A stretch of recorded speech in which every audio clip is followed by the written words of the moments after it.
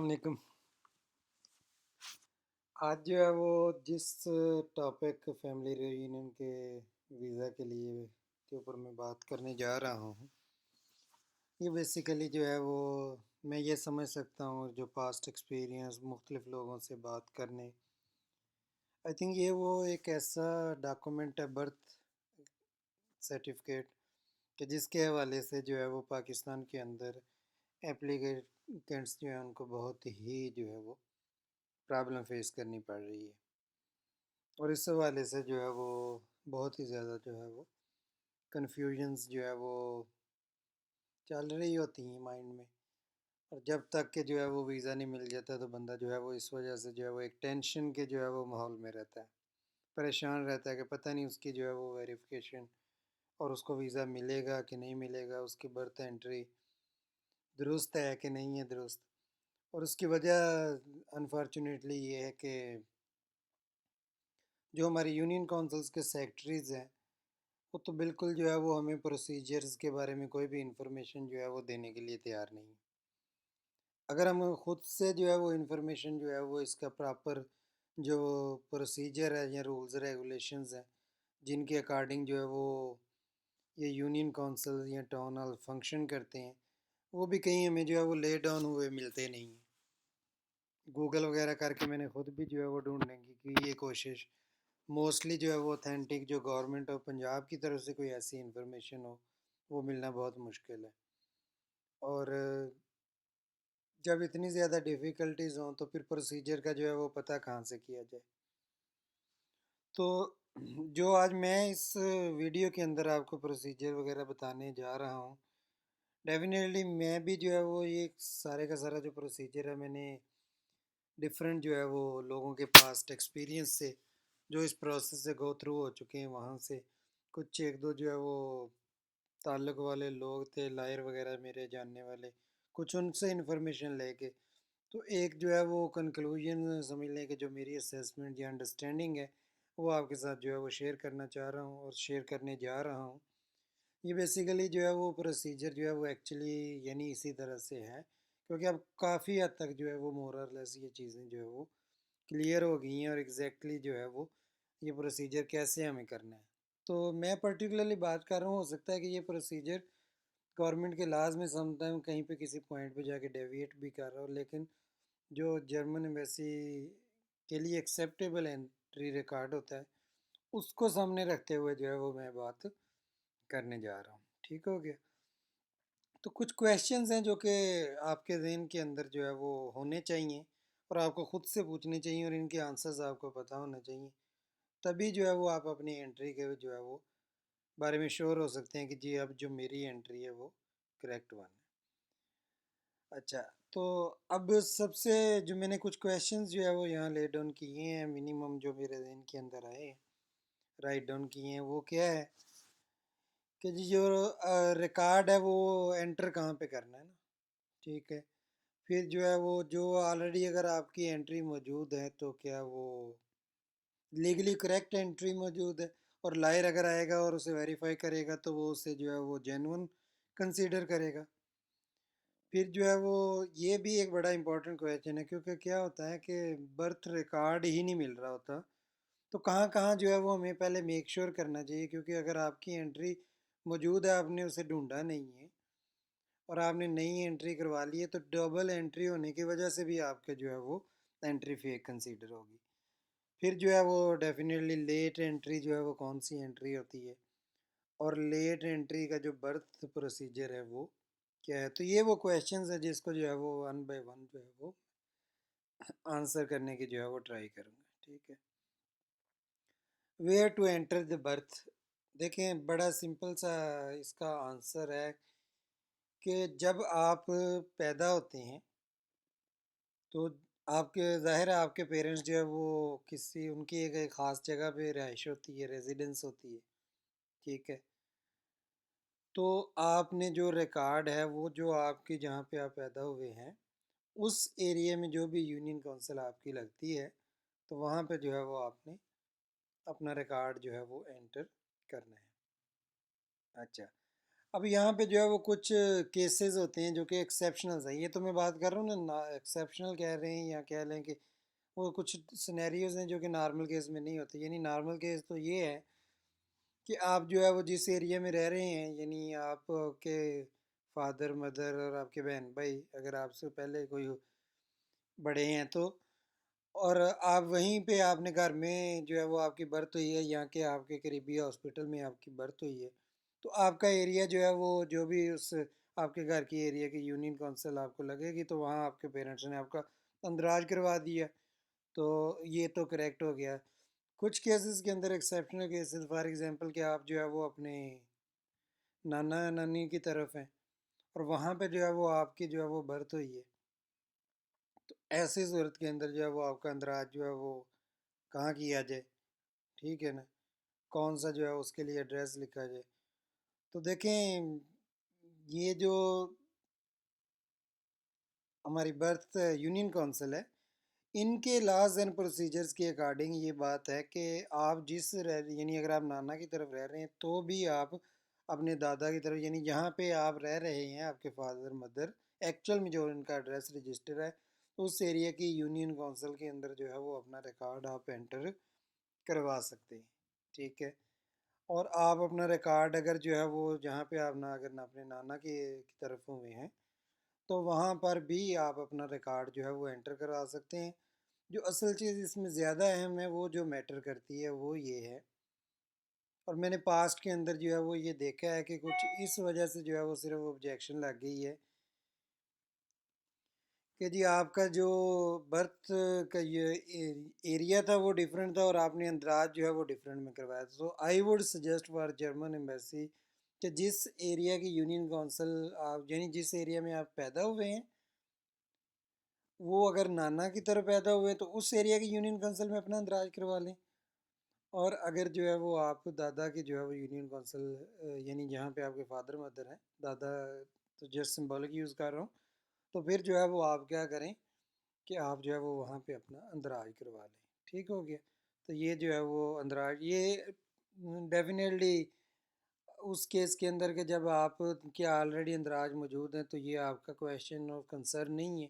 लेकिन अगर आपके कोई बच्चे हैं फ्यूचर के अंदर, या अभी आपका कोई बच्चा है और आपने उसकी एंट्री करवानी, तो उसके लिए आपको हेल्पफुल हो सकता है। अच्छा, आपकी एंट्री जो है वो करेक्ट हुई है कि नहीं हुई है, ये बड़ा इंपॉर्टेंट जो है ना वो क्वेश्चन है। अच्छा, जब लायर जाता है ना, यानी आपने जो है वो एम्बेसी के अंदर जो है वो कंप्यूटर बर्थ सर्टिफिकेट दे दी है, तो लायर का काम क्या है वो मैं आपको ज़रा समझा देता हूँ। और वो इसी तरह से जो है उसकी लेजिटिमेसी जो है वो चेक करेगा। वो क्या करेगा कि आपका जो बर्थ यूनियन काउंसिल है उसके ऊपर डिफरेंट डिटेल्स अवेलेबल होंगी, वो उस यूनियन काउंसिल में चला जाएगा और वो यूनियन काउंसिल में जाके वहाँ के बंदे को कहेगा कि भाई ये जिस सन में ये बंदा पैदा हुआ है, अगर ये मैं नॉर्मल एंट्री की बात कर रहा हूँ, अब ये जिस ईयर के अंदर ये बंदा पैदा हुआ है उस ईयर का रजिस्टर जो है जो वो मुझे दे दो, ठीक है। ये उसका जो है वो काम है, उसने वो रजिस्टर खोलना है और उसने उस रजिस्टर के अंदर जो है वो देखना है कि जो कंप्यूटराइज के ऊपर रजिस्टर का सीरियल नंबर लिखा हुआ है, रजिस्टर का नंबर लिखा हुआ है, क्या वहाँ पे वो एंट्री मौजूद है। फिर वो ये देखेगा कि ये एंट्री कहीं बीच में एडजस्ट तो नहीं की गई बाद में। वो कैसे चेक कर सकता है? अब ये देखें कि आपको उस पेज के ऊपर हो सकता है 20 एंट्रीज हो, तो क्या होता है कि नॉर्मली जो है इन्होंने जो है वो बॉक्सेस बनाए होते हैं, तो वो बॉक्स एक बॉक्स के अंदर एक नाम, दूसरे के अंदर दो, और आप देखेंगे अगर वो 10 की 10 जो एंट्रीज हैं तो उनके दरमियान तकरीबन सब एंट्री के दरमियान जो दो एंट्रीज के दरमियान डिस्टेंस है वो सेम है, स्पेसिंग जो है। जब आपने उस बीच में एंट्री फिट की होगी तो उससे क्या होगा कि वो स्पेस कम या ज़्यादा पड़ जाएगी। तो एक ये चीज़ है जो कि आपके जो है वो एंट्री की लेजिटिमेसी जो है उसके अंदर जो है वो डाउट क्रिएट करेगी। नंबर टू, अब सीरियल नंबर जो है वो चला आ रहा है, ठीक है। तो सीरियल नंबर जब चला आ रहा है और जब आपने बीच में बाद में जो है वो नॉर्मली एंट्री शो कर रहे हैं लेकिन बाद में एक्चुअली आपने उसको एडजस्ट करवाया हुआ है, तो क्या होगा कि वो सीरियल नंबर के साथ भी वो बंदा जो है वो गड़बड़ करेगा।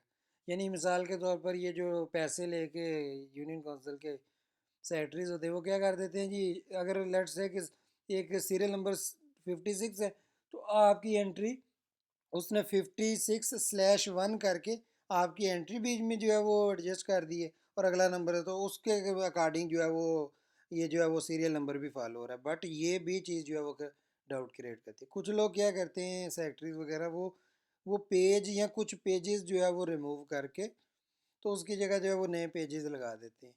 तो वो ये भी देखता है कि पेजेस पिछले भी वो पेजेस देखता है, थोड़े अगले भी पेजेस देखता है और ये वाला पेज भी देखता है कंपेयर करने के लिए कि ये कहीं पेज एडजस्ट तो नहीं किया गया। ठीक है। तो कहने का मतलब ये है कि जब नेकेड आई से आप किसी एंट्री को देखेंगे तो वो वैसी ही दिखनी चाहिए जैसी कि आपको बाकी सारी की सारी जो एंट्रीज हैं वो दिख रही हैं। ठीक है ना। आप देखें जो 1990 के अंदर जो है वो एंट्री हुई है उसकी इंक अब इस वक्त जो है वो फेड हो चुकी होगी। ठीक है। उस रजिस्टर की हालत ख़राब हो चुकी होगी, उस सीरियल नंबर्स का जो है वो बड़ी मुश्किल से पढ़े जा रहे होंगे। ऐसे में एक बीच में एंट्री एडजस्ट हो जाए और वो क्लियरली जो है वो उसकी इंडिकेशन मिल जाती है और वो पता चल जाता है कि ये एंट्री एक्चुअल में एडजस्ट करवाई गई है। इसलिए यहाँ पे मैं आपको कहूँगा कि अपनी बर्थ एंट्री अगर आपकी मौजूद नहीं है तो इस ऑप्शन की तरफ बिल्कुल मत जाएं कि जी हम जो है वो पैसे दे के सेक्रेटरी को, और सेक्रेटरी जब भी आप जाएंगे ना उससे प्रोसीजर पता करने भी, तो वो आपको प्रोसीजर नहीं बताएगा एक्चुअल एंट्री का। वो आपको कहेगा यार आप बेफिक्र हो, जो हमारे पास डेली लायर्स आते हैं, हमने इतनी वेरिफिकेशन करवाई हुई है, आपकी वेरिफिकेशन बिल्कुल क्लियर होगी, आप हमें इतने पैसे दें और आपकी एंट्री हम नॉर्मल कर देते हैं और आपको किसी किस्म की परेशानी की जो है वो ज़रूरत नहीं। तो वो जो काम करते हैं वो मैंने आपको बता दिया कि वो एडजस्ट करते हैं, वो पेज जो है वो चेंज कर अच्छा ये भी यहाँ पे गौर करने वाली बात है कि एन मुमकिन है कि पास्ट के अंदर लोगों को ये प्रोसीजर करने के बावजूद वीज़ा मिल गया हो।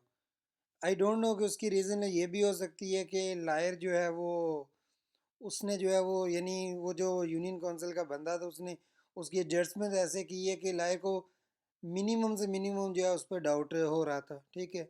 दूसरी रीज़न ये हो सकती है कि उसने जो है वो क्या उसको कहते हैं कि लायर को मैनेज कर लिया। I don't know what ever.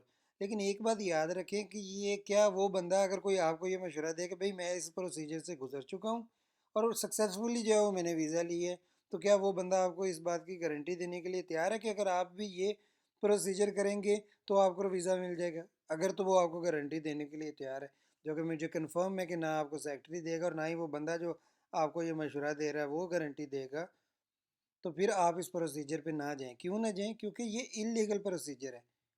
कोई भी एंट्री जो है वो जब वो आप जिस डेट को आप जाते हो करवाने उस डेट ऑफ एंट्री वो होनी चाहिए उसकी। अगर आप जो है वो आज कोई एंट्री करवाने जा रहे हो और उसकी डेट ऑफ एंट्री आप लिख रहे हो फॉर एग्जांपल नवंबर 1990, तो ये कैसे जो है वो लीगल हो सकती है? और इलीगल चीज़ हमेशा आप डाउटफुल रहोगे अनलेस कि आप जो है वो कहीं निकल जाते हो, बच जाते हो, कोई मैनेजमेंट कर लेते हो आप, जो कि वो ठीक नहीं है, मुनासिब नहीं है, और आप निकल गए हो उसके बावजूद भी, तो जो है वो आप कहेंगे जी नहीं ये प्रोसीजर, तो ये प्रोसीजर आपने बिल्कुल फॉलो नहीं करना और अपनी एंट्री की जो है वो लेजिटिमेसी जो है वो चेक करनी।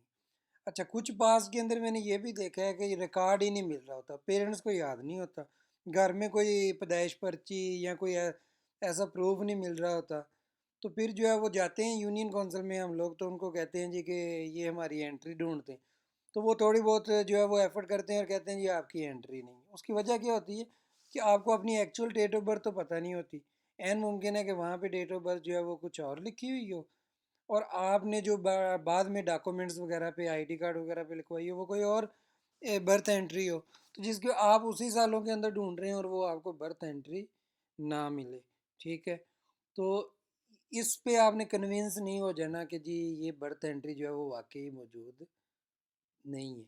इसका तरीकाकार ये है, मेरी सजेशन आपको ये है कि आप अगर तो आपको कोई जानने वाला मिल जाता है या इस काम के लिए जो है वो सेक्रेटरी किससे रिक्वेस्ट करें या जैसे भी उसको एग्री करें कि हम हमें जो है ना वो 2 3 4 सालों के जो है ना वो एंट्री रिकॉर्ड देख लेने दें, रजिस्टर देख लेने दें।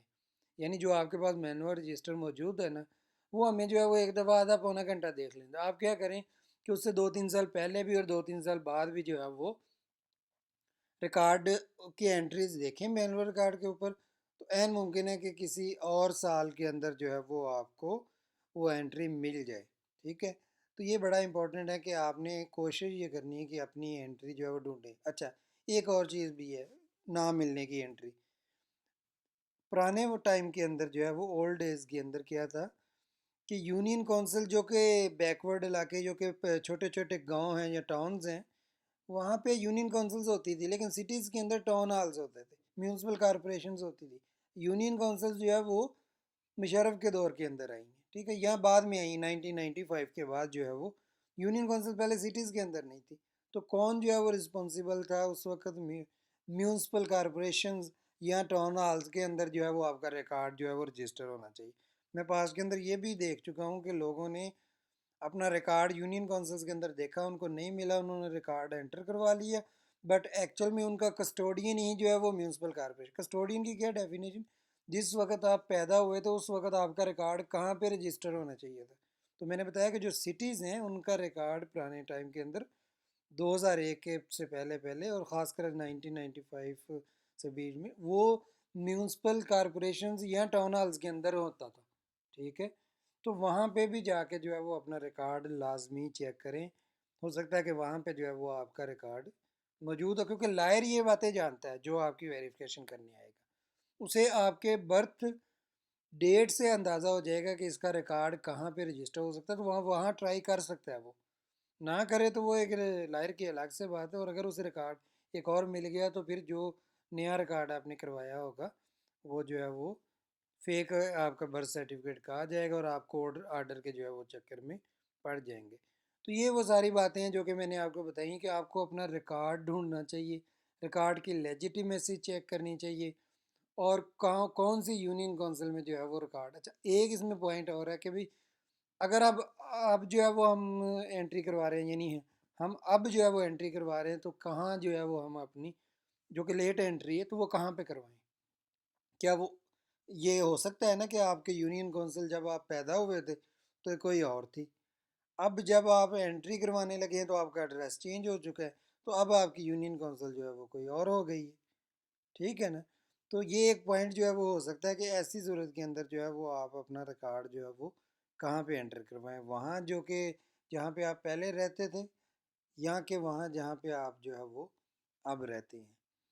तो इस सिलसिले में जो मैंने कुछ लोगों से डिस्कस किया है और जो कि इस प्रोसेस से गुजर के जो है वो जा भी चुके हैं, तो उनका मशवरा जो उन्होंने मुझे भी दिया है वो तो यही उन्होंने दिया है कि जहाँ पे अभी आप रह रहे हैं जिस एरिया की यूनियन काउंसिल, क्योंकि अगर आप किसी दूसरी यूनियन काउंसिल में जाएंगे तो वो सिंपली आपको कहेगा भाई आप तो रेजिडेंट ही नहीं है इस एरिया के, तो मैं आपका रिकॉर्ड जो है वो एंटर नहीं कर सकता।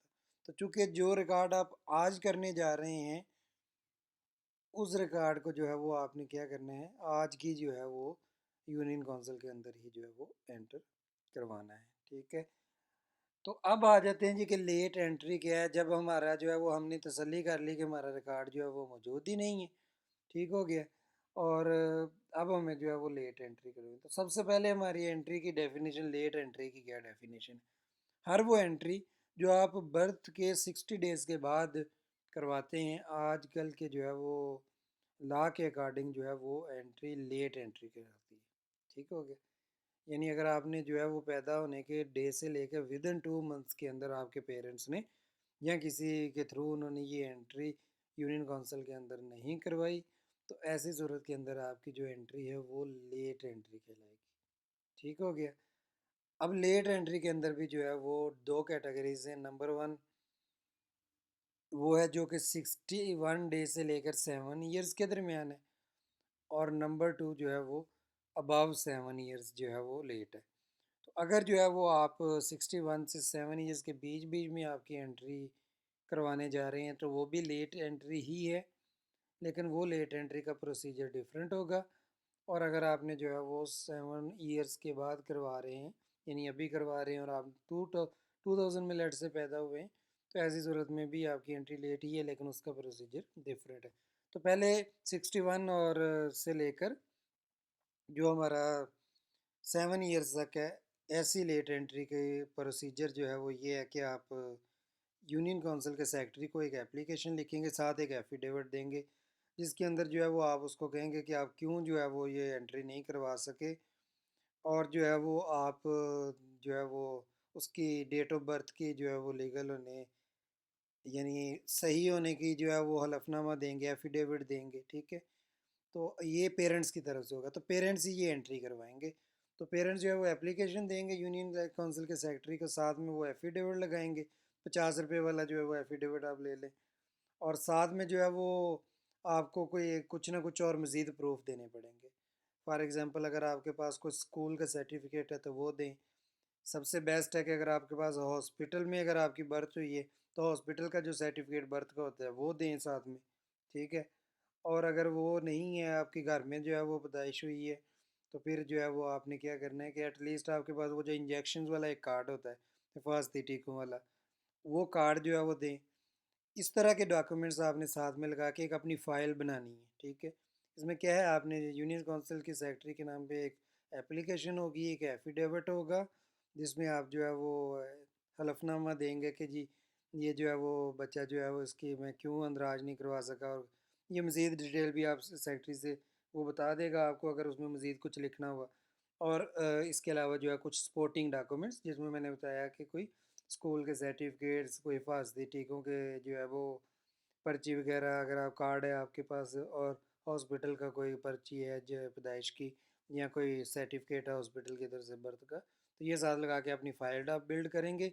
और बर्थ एंट्री जिस दिन भी ये आप प्रोसीजर कंप्लीट करके जाएंगे, और एंट्री जिस दिन वो करने लगेगा आपकी, उस दिन की एंट्री डेट होनी चाहिए आपकी, और एंट्री स्टेटस जो है वो लेट होना चाहिए, ठीक हो गया। तो ये फ़ाइल आपके लिए काफ़ी होगी, और ये बड़ी इंपॉर्टेंट है।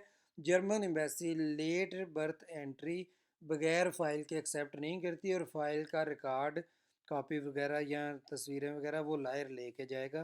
तो ये आपने ख्याल रखना है कि इसके अंदर जो है वो आप गलती ना करें। अब आ जाते हैं 7 साल से ऊपर, जो कि मोस्टली केसेस हैं।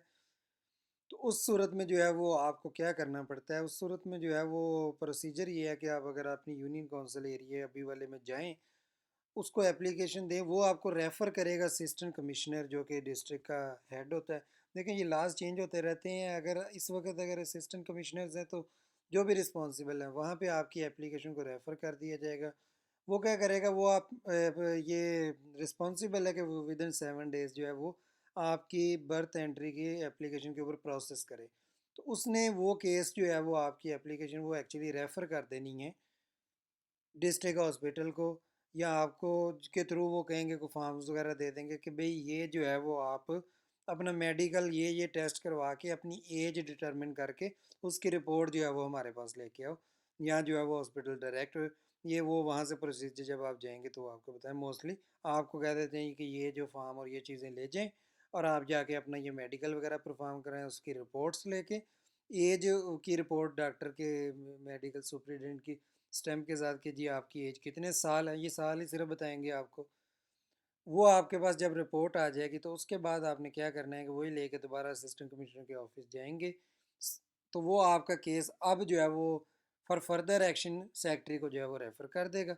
सेक्रेटरी को आपको वही एफिडेविट, कोई आपके सपोर्टिंग डॉक्यूमेंट्स है, आईडी कार्ड की कॉपी आपके पेरेंट्स की, और इसके अलावा जो है वो आपके, अगर आप एजुकेटेड हैं तो एजुकेशनल सर्टिफिकेट्स वगैरह की कॉपीज़, ठीक है। पासपोर्ट है तो पासपोर्ट की कॉपी, और बाकी यही, और कोई पैदाइश के टाइम के अगर आपके पास कोई डॉक्यूमेंट्स हैं, जैसा कि मिसाल के तौर पर फास्ती टिकों वाला कार्ड, या कोई बर्थ का इस तरह की कोई भी, या पैदाइश पर्ची कोई एटसेट्रा कुछ भी है आपके पास, जो कि आपको, तो वो सारे के सारे आपने एफिडेविट, एप्लीकेशन, और बाकी मेडिकल की रिपोर्ट, और एडिशनली सर्टिफिकेट्स वगैरह लगा के अपनी फ़ाइल कंप्लीट करनी है, और उस दिन आपने फिर एंट्री करवानी है। डेट ऑफ एंट्री उसी दिन की होनी चाहिए, स्टेटस लेट होना चाहिए। तो यहाँ ये जो है वो आप की एंट्री जो है एक्सेप्टेबल होगी।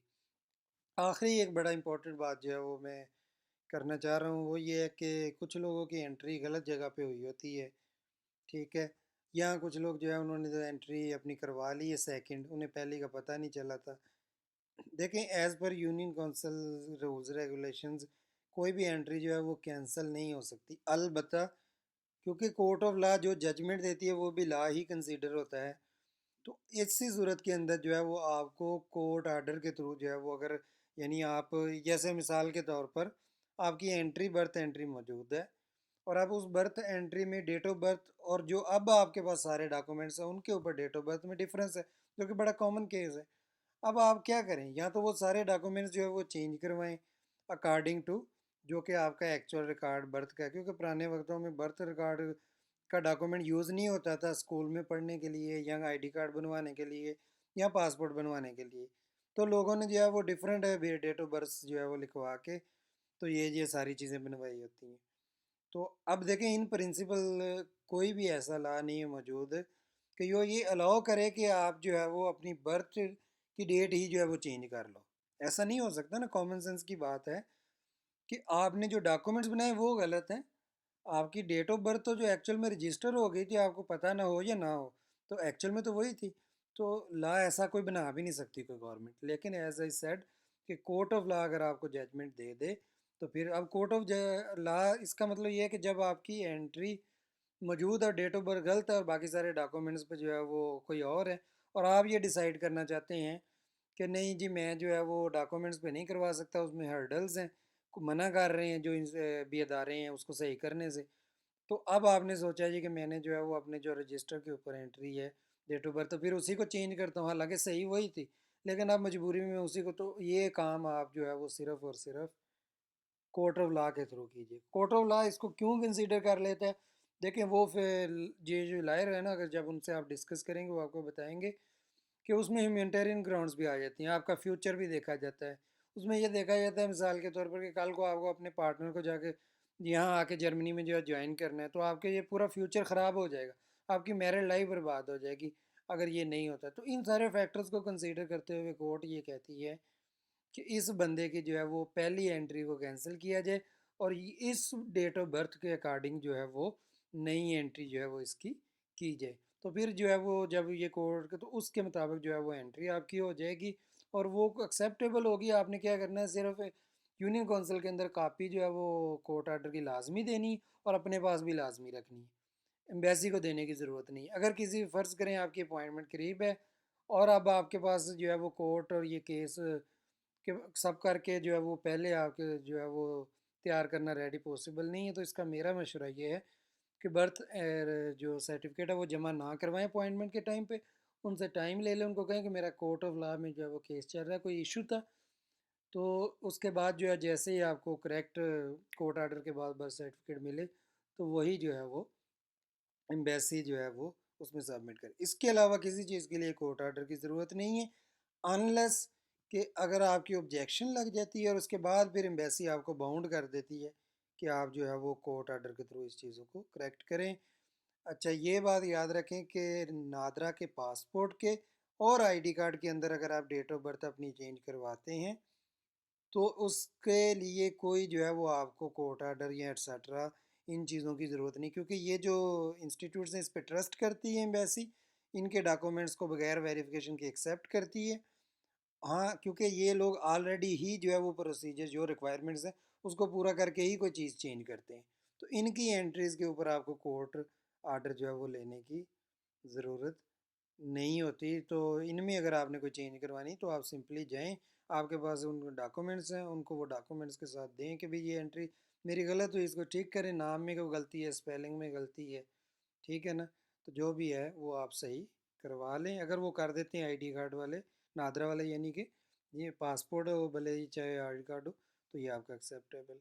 वीडियो आज भी लंबी हो गई है, लेकिन मैंने इसलिए इसको बड़ी डिटेल के अंदर डिस्कस कर दिया है कि देखें ये बहुत बड़ी प्रॉब्लम है और इसकी वजह से आपको बहुत डिफ़िकल्टीज होती हैं। तो इस प्रोसेस को समझें और इसी को फॉलो करें प्लीज़।